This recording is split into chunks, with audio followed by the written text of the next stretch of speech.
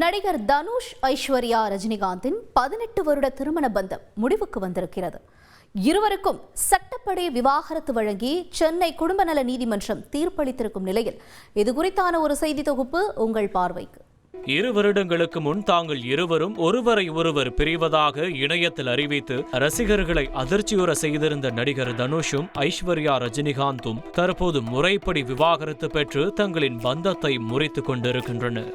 இருவரும் கடந்த ஏப்ரல் மாதம் பரஸ்பர விவாகரத்து கோரி சென்னை குடும்ப நல நீதிமன்றத்தில் மனு தாக்கல் செய்திருந்தது குறிப்பிடத்தக்கது. 2004ஆம் ஆண்டு நடைபெற்ற தங்களின் திருமணத்தை ரத்து செய்ய வேண்டும் என இருவரும் கோரியிருந்த நிலையில் தனுஷும் ஐஸ்வர்யா ரஜினிகாந்தும் தங்களிடையேயான பிரச்சனைகளை தீர்த்து கொள்ள 6 மாத கால அவகாசம் சட்டப்படி வழங்கப்பட்டிருந்தது. இதன் பின் சென்னை குடும்ப நல நீதிமன்றத்தில் இது தொடர்பான வழக்கு 3 முறை விசாரணைக்கு வந்தபோது தனுஷும் ஐஸ்வர்யாவும் ஆஜராகவில்லை.